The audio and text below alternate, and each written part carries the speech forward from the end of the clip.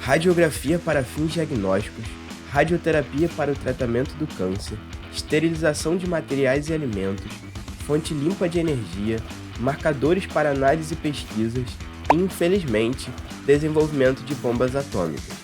Você já deve saber mais ou menos o que tem em comum nessas aplicações, mas fique aí que já te conto mais sobre esse fenômeno depois da vinheta. Roda a vinheta aí!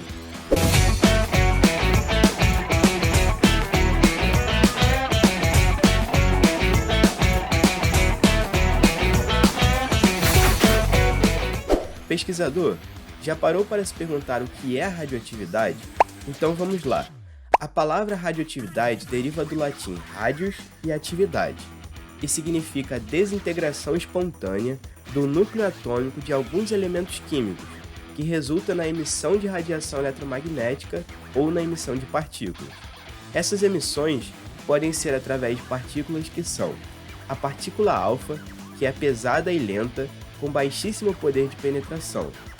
Por exemplo, quando se emite uma partícula alfa, ela não consegue ultrapassar uma folha de papel, e a partícula beta, que é a mais leve, um pouco mais rápida e com um poder de penetração maior do que a partícula alfa.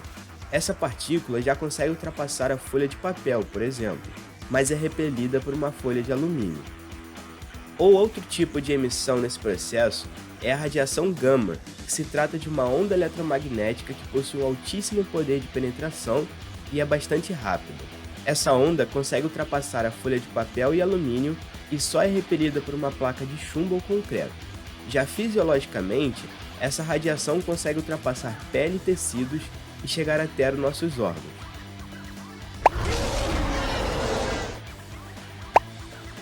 Nossa, foi muita coisa? Segura aí que eu vou te contar outra parte.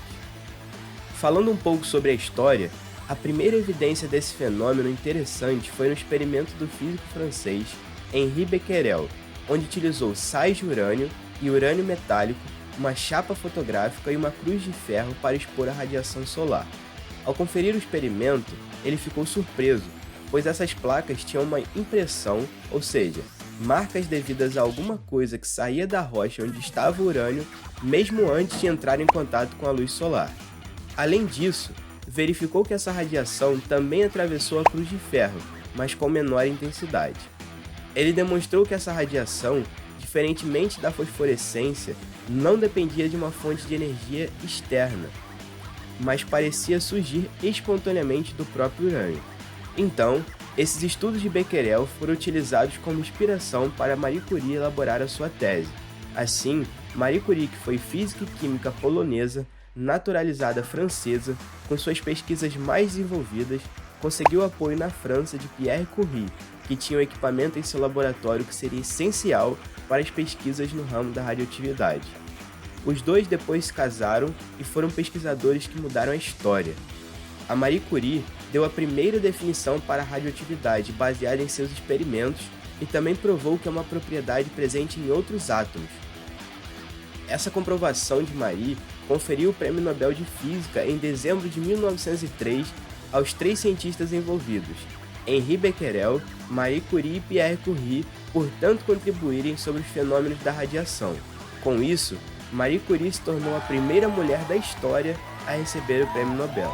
Posteriormente, após anos de estudos e muita dedicação à pesquisa, o casal descobriu 2 novos elementos químicos da tabela periódica, o polônio e o rádio, que também tinham propriedades radioativas. Com essa descoberta, o casal Curie ganhou o Prêmio Nobel de Química em 1911 em reconhecimento por seus serviços ao avanço da química. Até hoje, Marie Curie é a única ganhadora do Nobel em 2 campos de premiação distintos. Vocês podem conferir essa história no filme Radioatividade, disponível na Netflix. Deixa eu te contar mais essa curiosidade. O símbolo radioativo é chamado trifólio e atualmente é utilizado em todo lugar do mundo quando se tem a presença de radiação acima dos valores encontrados no meio ambiente, uma vez que a radiação está presente em qualquer lugar do planeta. Existem normas específicas para o uso desse símbolo em áreas que a presença humana é controlada, por exemplo, prédios de reatores nucleares e salas de exames de raio-x. Então, esse símbolo deve ser respeitado e não temido. Infelizmente, por muitas vezes, a radioatividade é vista como algo negativo ou prejudicial. Talvez essa percepção seja por causa dos acidentes que já ocorreram, como, por exemplo, o desastre de Chernobyl em 1986, onde um reator nuclear da usina explodiu e o fogo só foi contido cerca de uma semana depois. Na cidade, ao redor da usina, ainda possui níveis altíssimos de radiação até hoje e é inabitável. Esse foi o maior acidente nuclear da história. Dezenas de mortes ocorreram no acidente e milhares de mortes foram causadas por câncer induzido por radiação. Já no Brasil, um outro acidente envolvendo a radioatividade foi em Goiânia, em 1987, onde um catador de ferro velho do local encontrou um aparelho de radioterapia abandonado numa clínica inativa. Ao desmontar esse aparelho, ele encontrou uma cápsula brilhante que achou magnífica e depois foi repassando para terceiros, gerando um rastro de contaminação que afetou centenas de pessoas.